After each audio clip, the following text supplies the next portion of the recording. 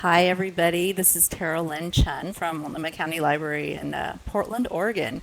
And Lainey and Angela asked me to go ahead and just get started. We don't want to keep everybody waiting. And hopefully Lainey will be back at the end of the session to close us out. So I don't know what Lainey was going to say to open this, but I'll just go ahead and get started. And I love seeing the chat right now and seeing where all of us are coming from. And this is just wonderful to see. And I love that we're so self-organizing that when we have some time, we're passing along information. That's really perfect. As I said, my name is Terrilyn Chun. I am the system-wide programming coordinator for the Multnomah County Library, as I said, in Portland, Oregon. Our library is the largest public library in the state of Oregon. We serve approximately 1/5 of the state's population. Our service area is a little more than 700,000 people. We have 18 branch libraries plus a central library. Today it's rainy and cold, and I think that's sort of par for the course for the Pacific Northwest. Today I'm going to be talking to you a little bit about the museum and library partnership. I have been doing public programming at Multnomah County since 1998, and over the course of that time have had the opportunity to do a number of partnerships with arts and cultural organizations, other educational institutions, and most recently, museums. So here to talk to you a little bit about that today.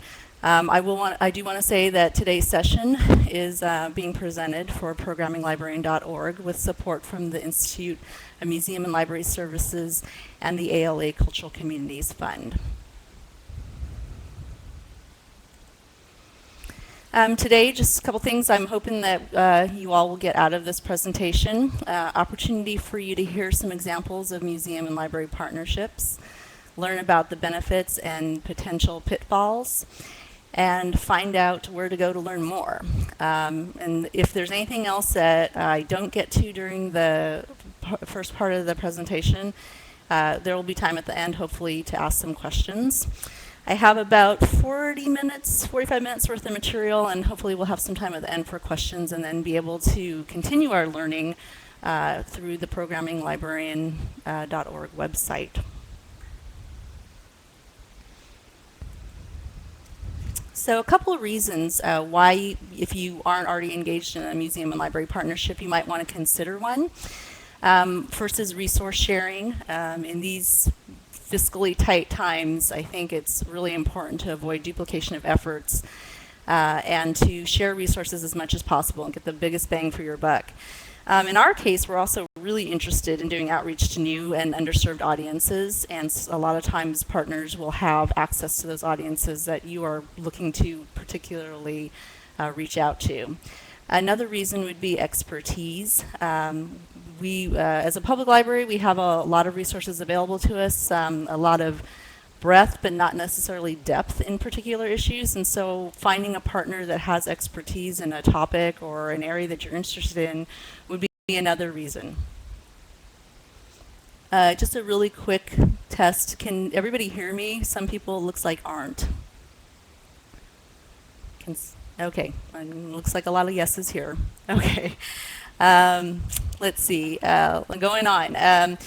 Besides expertise, exposure. A lot of opportunities from going with another partner who has like a publicity or promotion budget that is complementary to yours and can get the idea of the library out to other audiences.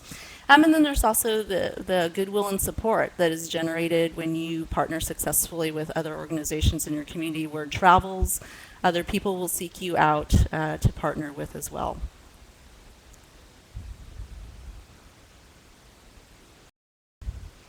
I wanted to just make a little bit of a point about what libraries bring to the table. I think a lot of times we forget a lot that libraries have to offer in a partnership. In our case, we have multiple locations. We have, as I said, we have 18 locations and a central library as well, so that's 19. A lot of foot traffic and exposure. We see about 13,000 people a day in our libraries. That's quite a bit, and a lot of partners are really interested in having access to those audiences. We also have a lot of diverse audiences. As a public library, we serve so many people, different languages, all ages, from birth, all the way through adulthood. So I think it's an opportunity to oh, let's see, I'm seeing something from Angie here. Let's see. Oh, boy.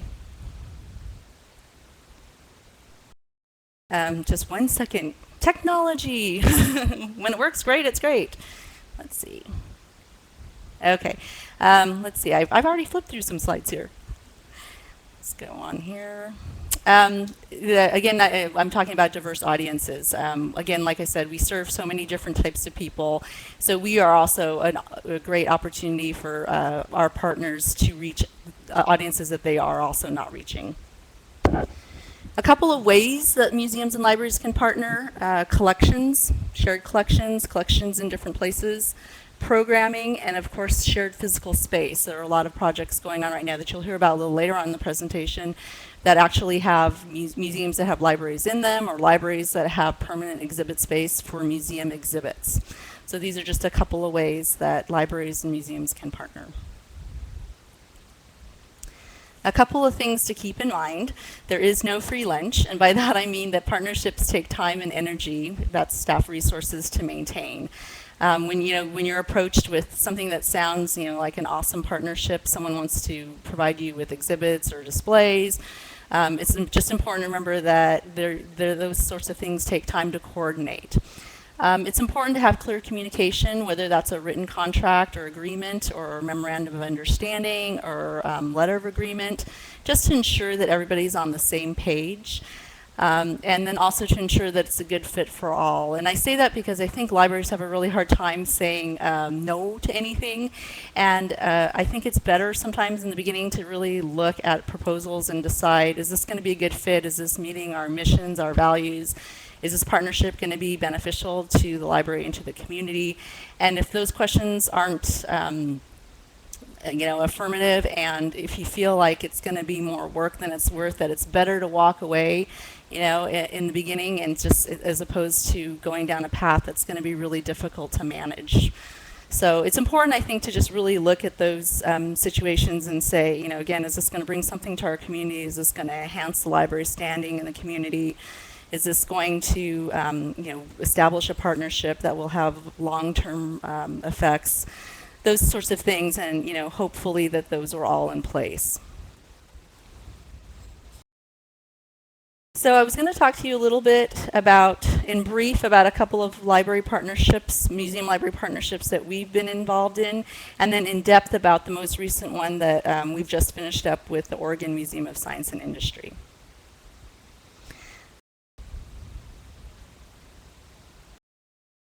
Okay, our first partnership was with the Portland Art Museum. In 2000, the Portland Art Museum curated a great exhibit called Stroganoff, the Palace and Collections of a Russian Noble Family. And this was a huge exhibit. It was internationally curated from collections all across the world. And the Portland Art Museum was really launching this as a big thing. It took place in 2000, and the accompanying cultural festival that went with the exhibit to launch it was called Winterfest. It was really broad and far-reaching. They involved a number of organizations, everything from our local hockey team, the Winterhawks. They had a corporate sponsor, an Absolute Vodka, which did a whole ice sculpture display in the Pioneer Courthouse Square in downtown Portland. There were about 24 other cultural institutions that were invited and participated in Winterfest that offered Russian-themed offerings. For example, the Oregon Symphony did a Tchaikovsky performance. The Northwest Film Center did a bunch of different films on Russian culture. And the library provided resources and displays in the library about Russian history and culture. So that was our piece. It was sort of the first little foray into that. We, in response to the community, we also increased our collections in these areas because we knew people would be interested in the historical aspect of the exhibit and the cultural and art part too. So we did a little bit there in collection development. And then we hosted a few programs, some small programs like Russian arts and crafts programs and things like that. So it was a very small, just sort of starting out. The next partnership we did was with the Children's Museum. The Children's Museum had the Arthur and Friends exhibit out of Boston come to the Portland Children's Museum, and the museum approached us about doing some programs at the library that would support and help publicize and promote Arthur and Friends. And so the library's youth services department developed a series of program boxes that went out to all the libraries during the run of the exhibit. We had information on the exhibit, and discounted tickets and things like that were offered to people that came to library programs. In addition, because it's a literary, the source material is literary, we had lots of displays on books and things like that.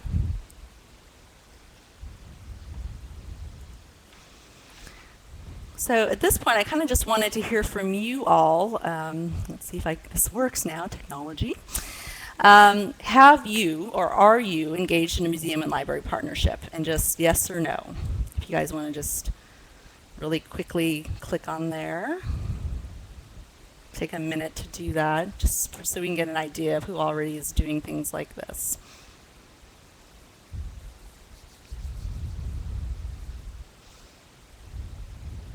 It looks just about halfway here.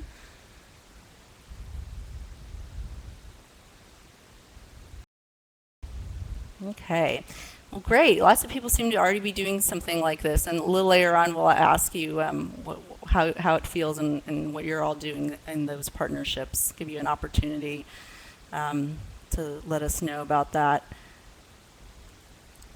So I'm going to talk right now in depth about our most recent partnership, and that is Beyond Fact. A little bit about Beyond Fact. Beyond Fact, Making Science Accessible is a 2-year Institute of Museum and Library Services grant-funded project. It was designed to increase science literacy through programs and scholar-led discussions of literature. The goals of the project were to conduct informed discussion and dialogue focused on science topics, to attract new adult audiences, to engage adults in reading and discussion-based learning that promotes science literacy, and to increase knowledge in the informal education community of best practices. The project came about because we were our partner OMSI, and we're both very interested in science and technology and how it affects our daily lives. If you think about it, science and technology is involved in everything from, right now what we're doing here with our webinar, to your personal mobile devices, to, the food you eat, science and engineering of food. And we realized that if people don't understand it, they are unable to make informed decisions, and they're not part of the discussion around these technologies and their uses in our everyday life. So we were really intrigued when OMSI approached us about partnering on this project. It was a new thing they were thinking of doing, trying to use literature to create interest and discussion in science-related topics. So because it had to do with reading and discussion, they were interested in us, and we were interested in supporting those efforts. The idea of using the book discussion group model to jumpstart some of these conversations was interesting to us, and we, of course, had a lot of expertise in this area, and so OMSI was very interested in partnering with us as well. So Beyond Fact consisted of 3 components. The first, as I mentioned, were book groups. The second was a series of lectures called Engaging with the Experts, and all of this culminated in Everybody Reads, which is our community's One City, One Book type project.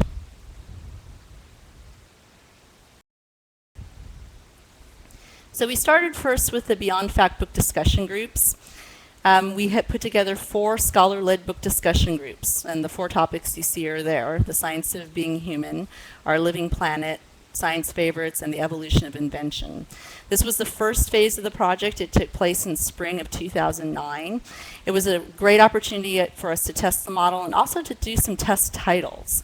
This was going to inform the book selection for the One City, One Book project, and so this was an opportunity to hear people's feedback on these sorts of topics. And while Multnomah County Library has had a number of nonfiction book groups, we hadn't had ones that were focused on science and technology. So this was going to be really interesting for us too, to see how this type of material was received in the book groups, and to see if it could possibly help us grow new audiences.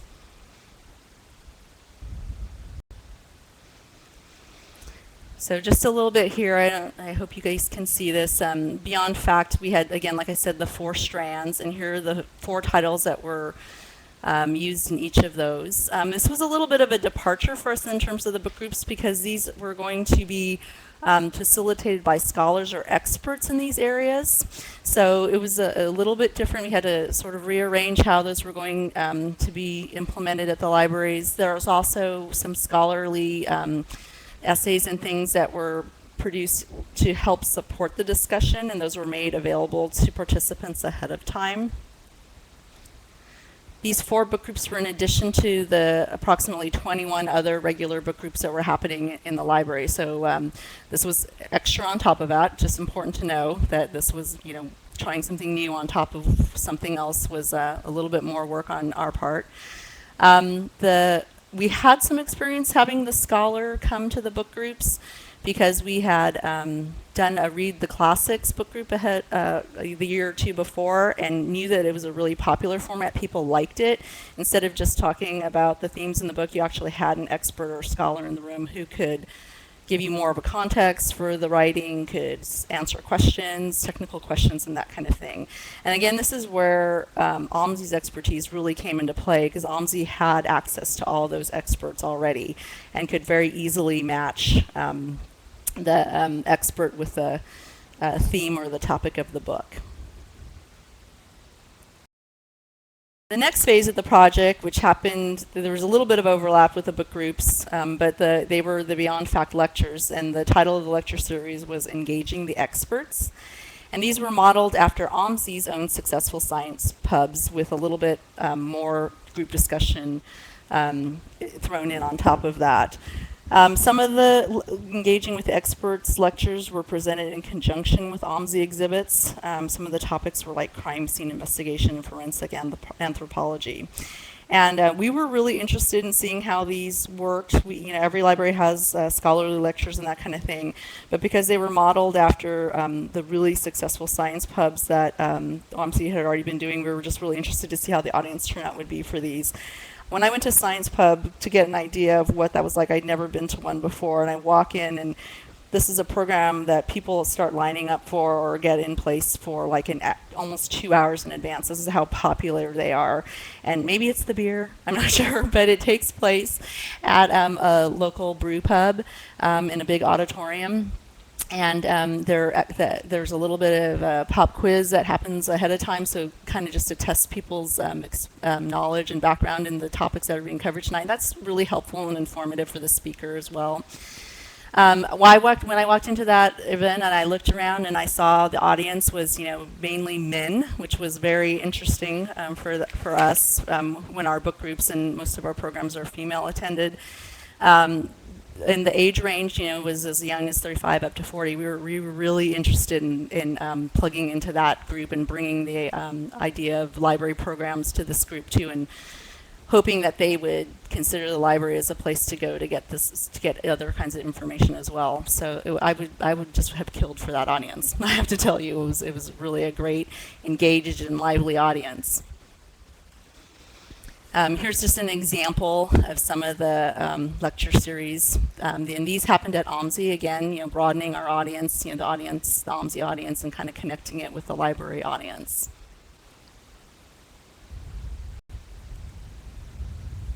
And the final component of the project was the Everybody Reads program, and that's our existing One City, One Book program. We have just finished our 9th year of the program, so it's been going on quite a while, and the idea of using a science-themed book for that was the new and innovative part of the program. As I said, the book groups and engaging with the experts lectures definitely influenced the 2010 book selection and the programs that we put together for that. And if anyone else is thinking about doing a science-themed or technology-related book discussion group or series, we'd be more than happy to provide you information. We tested a bunch of books, and some that we thought after reading them seemed like they were good were not as popular in the book discussion group. Wow, something interesting is happening with my computer screen right now. I don't know about everybody else's.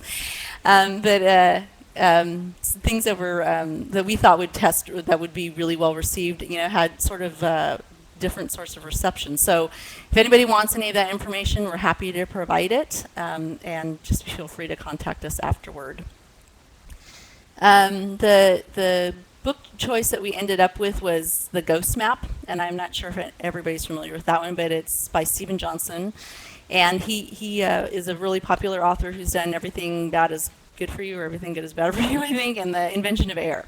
So a popular science writer. And I think what we heard from the book groups when we were talking about selecting the book for Everybody Reads was that people were really interested in the science, but they were also really interested in the human story too. And again, that fit perfectly, again, with the goals of the program, which we're trying to make science connect with everyday life, relevant in your everyday life. And so we learned a lot there that, that has to have the human aspect of the story, and making science, connecting it to your everyday life is going to make it a lot more interesting for people and easier for them to understand.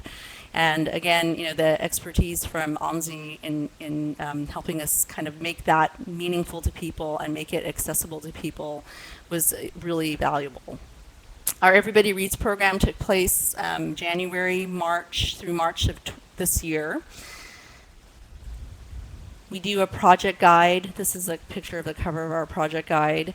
We asked the question, what if everybody read the same book? Trying to get everybody involved in this project. It was, how do you make cholera fun? The Ghost Map talks about the cholera epidemic in Victorian London, and we try to get people, again, trying to make it fun and interesting for people. Here's just a little bit of the swag that we produced for the project. We had our big posters with our bookmarks advertising the author event. We had made these little cholera, keychains, I guess is what they are, and handed those out when people came in to pick up the book. We had these little bottles of Purell with Read the Ghost Map stickers on them, just again trying to get people interested in the project and the book. We had little buttons made that said, "Ask me about cholera." And the answer, if anyone ever asked you about cholera, was it's bad. So just if that's, again, a way of sparking conversation about the project, about the health issues related around the book, getting people to think about public health in that way, what was different in Victorian England, what's relevant now, what are some of the lessons learned that we could still apply today. So again, making the book relevant, the science relevant to today, and being able to present it and speak about it in a way that makes sense to people.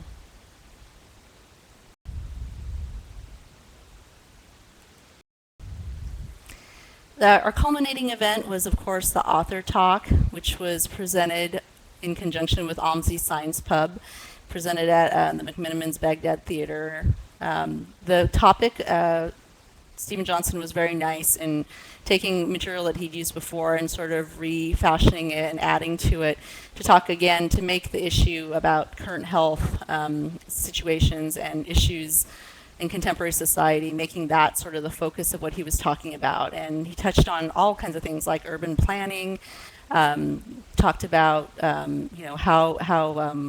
how infrastructure can create healthy environments, lots of things for people to become engaged and interested in. And it was a really great talk. Lots of questions, lots of discussion afterward. And just a little picture of the full house that he played to. It was really, really amazing. He's a great speaker. If anyone has ever had him before, I'd be interested to hear your experience with him too, and I would highly recommend him, especially for this book and his other books. Again, just really engaging, personable, got people talking about things in a way that was, again, like very accessible.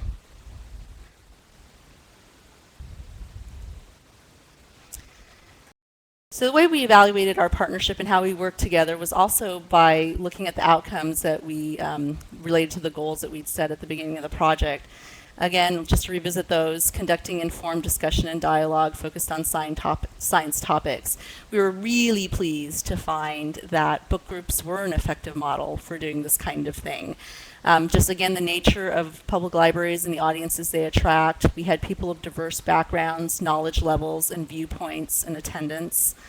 And there was an extensive evaluation that OMSI did. Participants reported that the topics were relevant to their everyday life and community. So we were right on in thinking that, again, books and literature were, especially those that had a personal story and that tied to people, were a great way to spark discussion and dialogue on these types of topics. Our second goal was to attract new adult audiences, and this was one that both OMSI and the library were just so pleased with.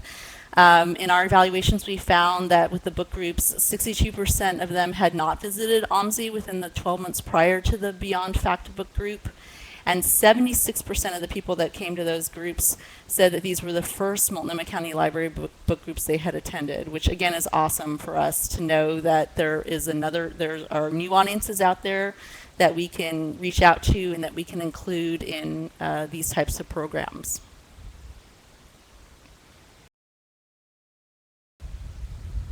The third goal was to engage adults in reading and discussion-based learning that promotes science literacy. This goal is a little harder to assess despite our extensive evaluations. What the project attempted to do was evaluate active participation and to discover scientific habits of mind. And it's a little harder to get at to find out if the book groups actually influenced views, emotions, curiosity, interest, openness, or knowledge. This would be a great follow-up project at some point to figure out if those actually were if those things came into play. When you're talking about really complex science topics, again, making them meaningful and making them accessible for people, and having to follow, whether they're, if they change their mind or if it broadened their views on anything, is something that I think you need to follow more longitudinally, and also to follow with people and give them time to sort of process that. So again, this one was a little harder, a little more squirrely to figure out, but we hope to keep learning more about these types of projects.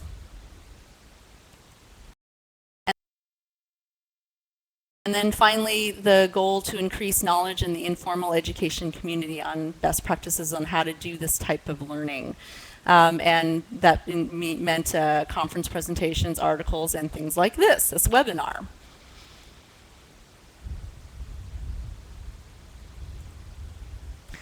So now I was going to, let's try poll 2. For those of you that are engaged or have engaged in science and, museum and library partnerships, how would you rate that experience, with 5 being great, and then down from there, just to see again, 5 being great, if you thought that that was a good experience.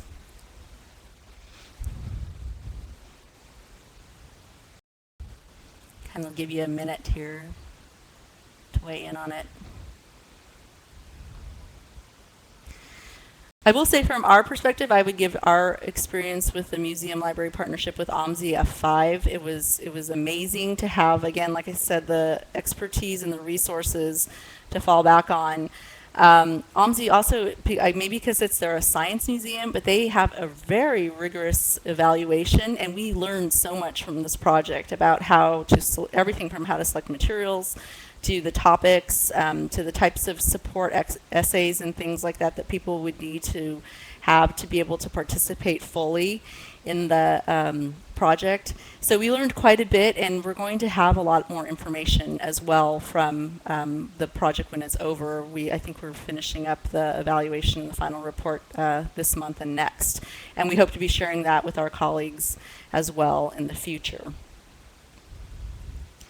In the process of getting information out about our project, I've had the opportunity to find out about a number of other projects that I just wanted to make note of here, because they were just really amazing. And 2 of them that I definitely want to mention are the one with Broward County Library in Florida and the Museum of Discovery and Science.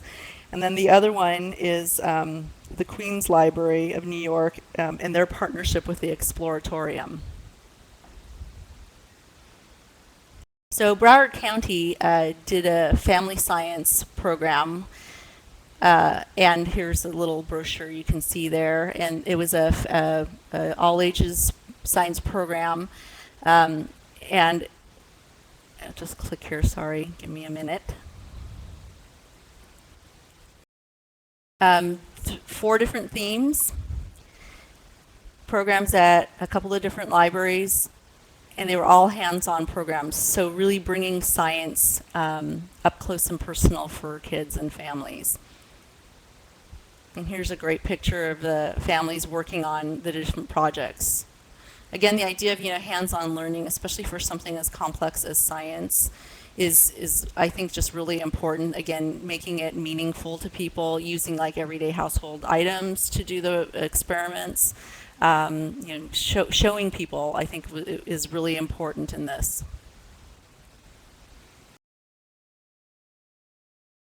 Oops, sorry. Other questions we already had. I seem to be missing some of my slides.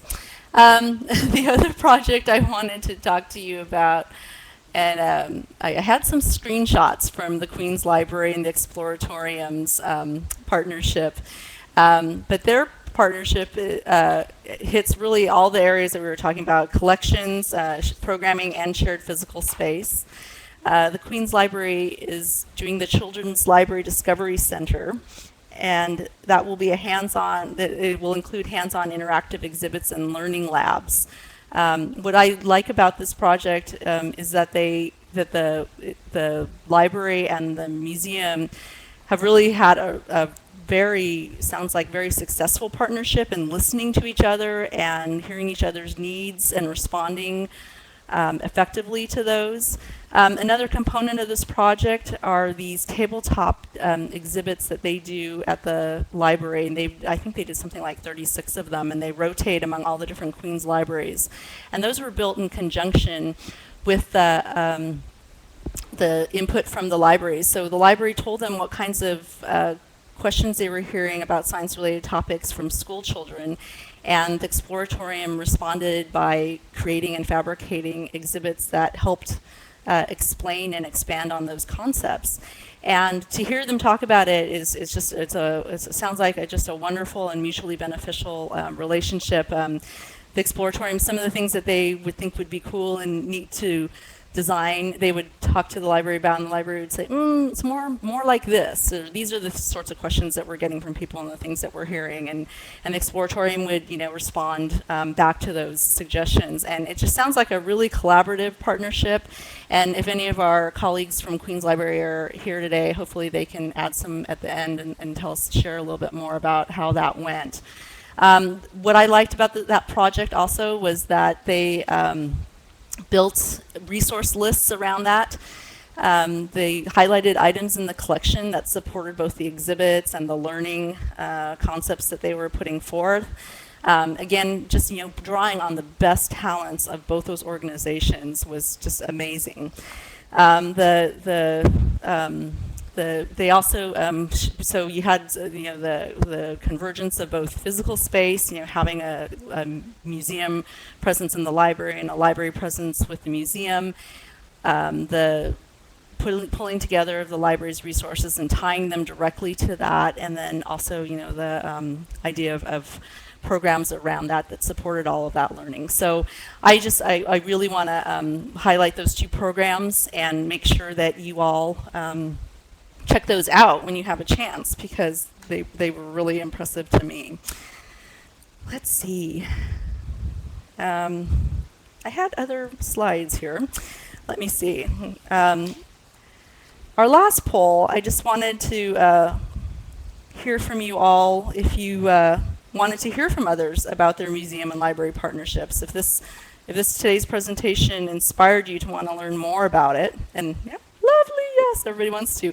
And of course, this doesn't come without a little thing for you to do on the end. And the way we're going to do this is I'm going to encourage all of you to go to programminglibrarian.org, where I'm hoping you'll be able to post there a couple of lines descriptions about your current partnerships and what you're engaged in. And then if you have any links to project sites and things like that to share, an opportunity to continue to keep on learning. So now I was going to open it up to questions.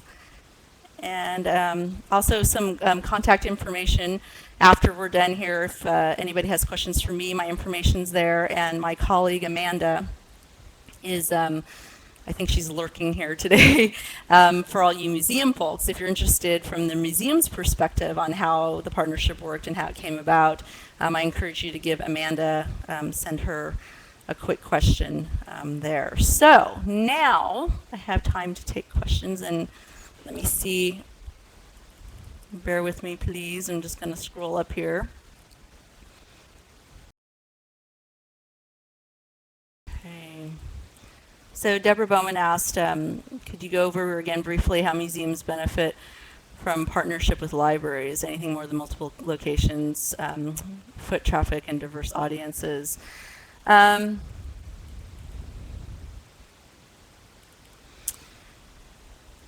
I think the library, you know, in our case, and I'm speaking from our case with the libraries, we're a history museum.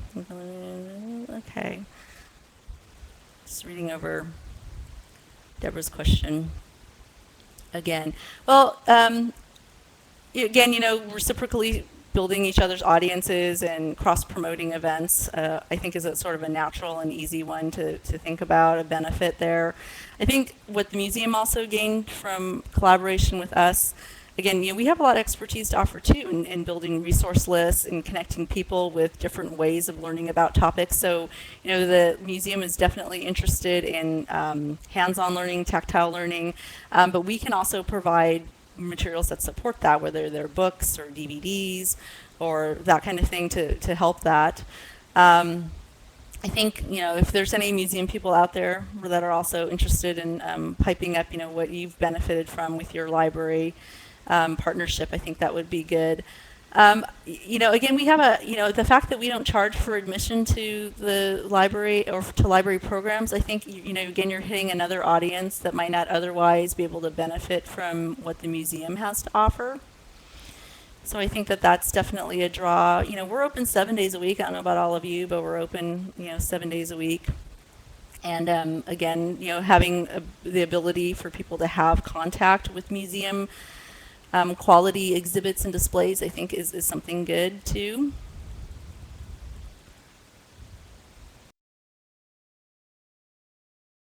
See, I'm sorry, lots of questions. I'm just scrolling through questions.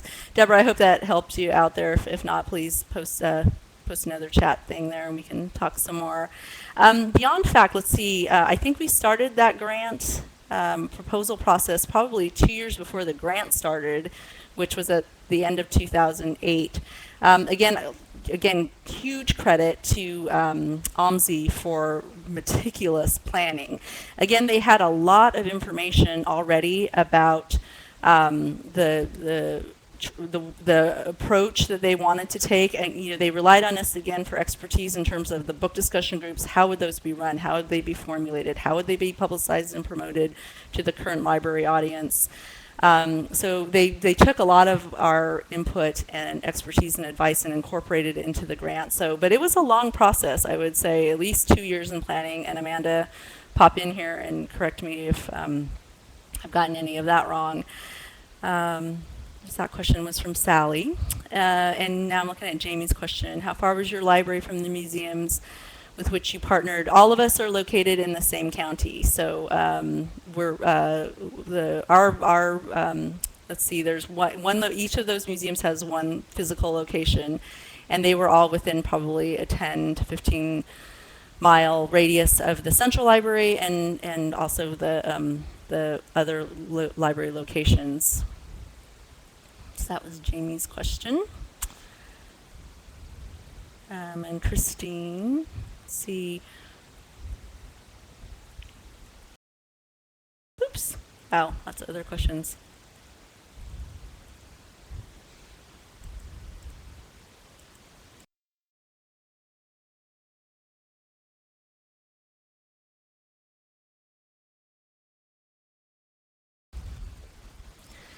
So I see some chat happening from Amanda, piping up about what the library brought to the table here.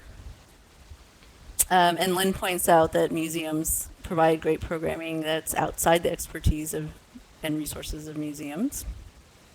And yes, our accessibility, I think, is hugely important.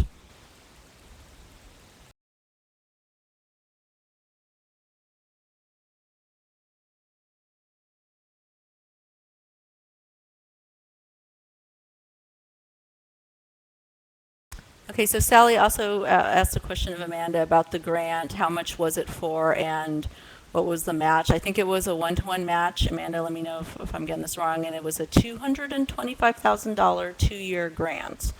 So that paid for a lot of resources. What I loved about this project, again, was that was it okay, 250,000 from the Institute of Museum and Library Services over 2 years. The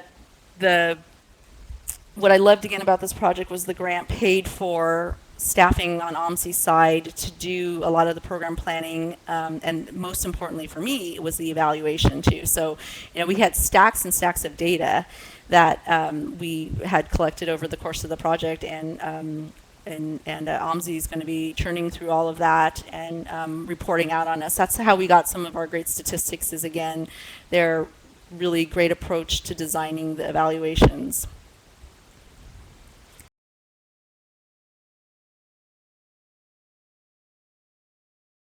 Okay, so Amanda says that actually the level of grant funding was under the one-to-one match. Yeah, that sounds kind of familiar. We can definitely check on that. Future collaborations, I think that, again, one of the wonderful things about this project is that we really came together and found that we could work really well together, and that we have similar interests, and our missions and goals match pretty well, in terms of informal education institutions, and have, really want to look forward to doing things. As I said, when I saw the Queen's project and the idea of the tabletop exhibits designed to support science learning that's happening in the schools, that is so right up our alley too. One of our library's priorities is supporting school success. And anything that the library can do to do that is really important to us right now. So I think, again, science, a topic that's really complex and difficult to understand sometimes, I think could be made a lot more accessible and a lot more friendly by having tabletop displays in the library. And I know that there's a ton of things that we will have to address to see that happen, but I think that would be a really interesting partnership, and I just loved the idea. Again, go to the Queen's site and look at some of those displays. They're just really wonderful, appealing to all ages.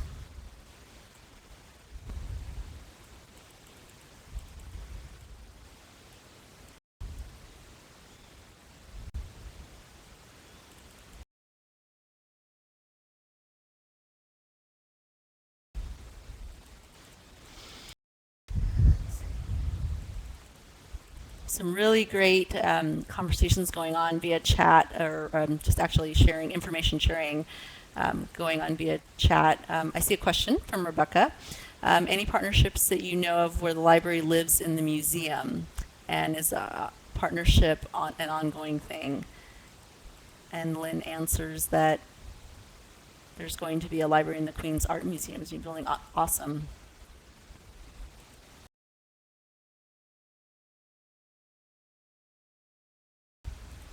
Donna asked a really good question. Did you have any extra insurance risks with programming at the pub? We did check, we're the government, so we checked with our county's attorney in risk management, and as long as the host site had all the insurance and liability and everything in place, that was not going to be an issue for us, because as a co-sponsor for the event, the liability went to the pub, so that was kind of nice to know ahead of time.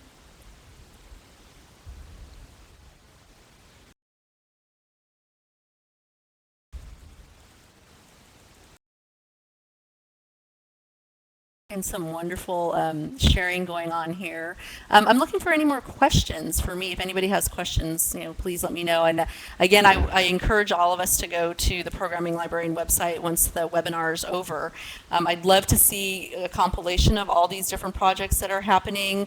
Again, like 2 sentences or so describing your project, and then maybe a link to if you have a project website, and then most importantly, contact information. So your colleagues can have someone to contact if they have follow-up questions or interested in your project. One of the best things that comes out of these is these sorts of webinars. Is again, I learn just as much and as all of you do too from our colleagues around us, and so I think Angela will be following up with this. I see some questions about how the website is actually programminglibrarian.org, and then I think Angela will be sending us some information about where to go to continue the conversation.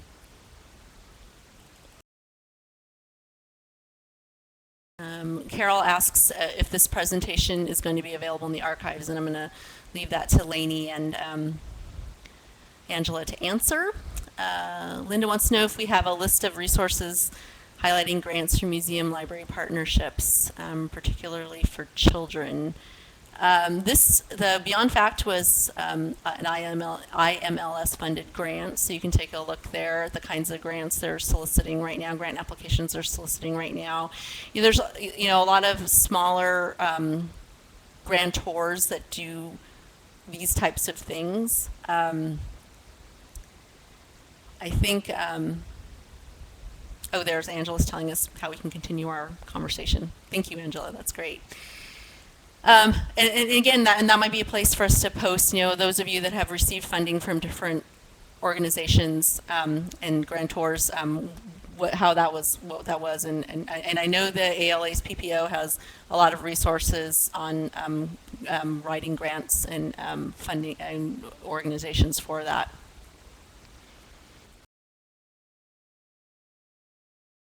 Just taking a look to see if there's any other questions we can do in the last few minutes before we go on over to Programming Librarian site.